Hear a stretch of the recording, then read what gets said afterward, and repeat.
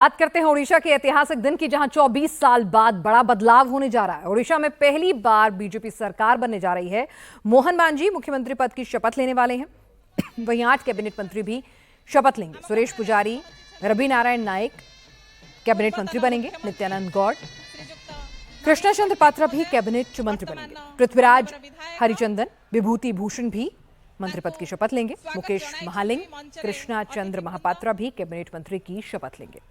शपथ ग्रहण समारोह में प्रधानमंत्री मोदी भी शामिल होने के लिए पहुंचने वाले हैं। वहीं अमित शाह, जेपी नड्डा, सीएम योगी, मध्य प्रदेश के सीएम मोहन यादव, छत्तीसगढ़ और राजस्थान के सीएम भी इस शपथ ग्रहण समारोह के लिए पहुंच रहे हैं। और जाहिर सी बात है, बीजेपी के लिए ये एक ऐतिहासिक लम्हा है। और आपको बता दें कि नवीन पटनायक, जो वहां के बेहद पॉपुलर और एक रिकॉर्ड पद पर तैनात सीएम रहे, शपथ ग्रहण समारोह में वो खुद भी शामिल होंगे। मंच पर नवीन पटनायक भी मौजूद हैं। थोड़ी देर में मोहन मांझी मुख्यमंत्री पद की शपथ लेने वहां पहुंचेंगे। हमारे साथ हमारे सहयोगी अमित पालित इस वक्त जुड़ चुके हैं ओडिशा से।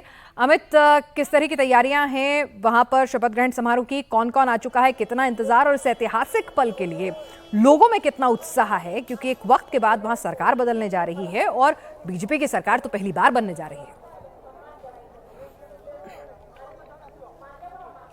जी बिल्कुल, ऐतिहासिक लम्हा है क्योंकि 24 साल बाद एक ऐसा मौका आया है जब बीजेपी यहां पर अपने बल पर सरकार बना रही है। 2009 में बीजेपी के साथ गठबंधन में थी, वो गठबंधन टूट गया। उसके बाद बीजेपी को इंतजार करना पड़ा, लेकिन आखिरकार वो लम्हा आ गया है। और लोगों का यहाँ पर जो जन सैलाब है, वो तस्वीर एक बार आप देख सकते हैं कि यहाँ पर जहां तक आपकी नजर जाएगी सिर्फ आपको लोग नजर आएंगे। जितनी यहाँ पर क्षमता बैठने की थी उसके बावजूद और कई ज्यादा यहाँ पर जनता पहुंच चुकी है। और माना जा रहा है कि करीब करीब यहाँ पर 2-2.5 लाख लोग अभी पहुंच चुके हैं। और हो सकता है कि आधे घंटे में और ये भीड़ और बढ़ जाएगी।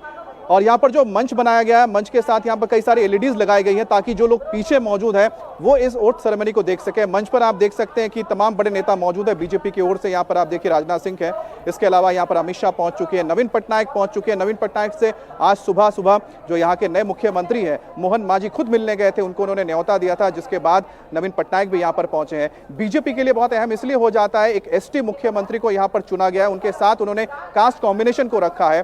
प्रावती परिड़ा जो है वो ओबीसी समाज से आती है, उसी तरह से केवी सिंह देव जो है क्षत्रिय समाज से आते हैं, रॉयल फैमिली से है। तो यहाँ पर कास्ट इक्वेशन को रखा गया है। बीजेपी के लिए जो एसटी समुदाय बहुत अहम है उड़ीसा में, क्योंकि जो यहाँ पर विधानसभा है उसमें करीब 30 से ज्यादा एसटी की सीटें हैं। उसमें से बीजेपी ने 18 सीटें यहाँ पर जीती है। उसी तरह से देखा जाए तो लोकसभा में बीजेपी 20 सीटें यहाँ पर जीती है, जिसमें से 5 यहाँ पर एसटी सीटें हैं, जिसमें से बीजेपी के खाते में 4 सीटें आई हैं। तो यही वजह है कि एक पिछड़ा चेहरा यहाँ पर रखा गया है ताकि जो कास्ट कॉम्बिनेशन है वो पूरी तरह से यहाँ पर मेंटेन रहे। और इसका जो असर है आपको आने वाले चुनाव में देखने को मिलेगा झारखंड में, क्योंकि जो मोहन मांझी आते हैं वो सांथाल समुदाय से आते हैं और सांथाल समुदाय का जो एक बड़ा हिस्सा है वो झारखंड में भी मिलता है। तो ऐसे में इसका फायदा आने वाले झारखंड के चुनाव में बीजेपी को मिलेगा। वहीं लोकसभा में अगर देखा जाए तो लोकसभा में इस बार एसटी समुदाय के लोगों ने बीजेपी के लिए बढ़ चढ़कर वोटिंग की है। अब राजस्थान के एसटी इलाकों में चले जाइए, आप गुजरात में चले जाइए, गुजरात के अलावा आप छत्तीसगढ़ आइए, मध्य प्रदेश आइए, हर जगह पे जो एसटी इलाके थे, झारखंड में भी जो एसटी समुदाय के लोगों उन्होंने बढ़ चढ़कर बीजेपी को वोट दिया था। और शायद यही वजह है कि बीजेपी ने यहाँ पर एसटी समुदाय के एक ऐसे व्यक्ति को चुना जो लंबे वक्त से बीजेपी के साथ संगठन से जुड़ा हुआ है, संगठन के आदमी कहा जाता है, जमीन से जुड़े हुए हैं। उनकी जो शुरुआत हुई थी बतौर एक सरपंच के तौर पर हुई थी। इसके अलावा उससे पहले वो शिशु मंदिर में बतौर गुरुजी के तौर पर यानी टीचर के तौर पर उन्होंने काम किया है। संघ के जरिए वो लगातार लोगों के बीच में काम करते रहे हैं और संगठन में माना जाता है कि उनकी अच्छी खासी पकड़ है, लोगों को साथ में लेकर चलते हैं। और 2000 अगर हम बात करते हैं, पहले की सरकार थी 2019 की जो सरकार यहाँ बीजेडी बनी थी, उस दौरान जो मोहन मांझी हैं वो विधानसभा में चीफ विप थे बीजेपी के। और यही वजह है कि उस दौरान उन्होंने कई करप्शन के मुद्दे उठाए थे। और एक ऐसा वक्त भी आया था कि जब उन्होंने सदन के अंदर जो दाल होता है, दाल के खरीद को लेकर सरकार के ऊपर आरोप लगाया था कि मिड डे मील में कई सौ करोड़ का घोटाला किया गया, जिसके बाद उन्हें सस्पेंड तक कर दिया गया था। तो आप समझ सकती हैं कि जो मुख्यमंत्री का यहाँ पर चेहरा है वो जनता से जुड़ा हुआ चेहरा है। और अगर हम बात करते हैं इन सब चुनावों की, इस बार चुनाव में बीजेपी ने यहाँ पर अहम मुद्दों को उठाया था, जिसमें सबसे ज्यादा था उड़ीसा की अस्मिता। और उड़ीसा अस्मिता को जोड़ा था पांडियन के साथ, जिसने जबरदस्त काम किया लोगों के बीच। और जो बीजेडी के जो गढ़ हुआ करते, चाहे वो जजपुर हो, जगत सिंहपुर हो, तमाम जो इलाके थे, यहाँ पर कभी कोई सोच नहीं सकता था कि बीजेपी यहाँ पर जीतेगी। लोकसभा बीजेपी ने यहाँ पर जीता, बीजेपी ने यहाँ पर साथ ही साथ जो असेंबली के जो इलेक्शंस हुए वहां पर भी जीत हासिल की, सीटें हासिल की। बीजेपी के खाते में करीब 40% यहाँ पर वोट आया है, जो प्लस यानी कि 10 से 12% बीजेपी ने गेन किया। और साथ ही साथ विधानसभा में 78 सीटें जीती और लोकसभा में बीजेपी ने 21 में से 20 सीटें जीती हैं।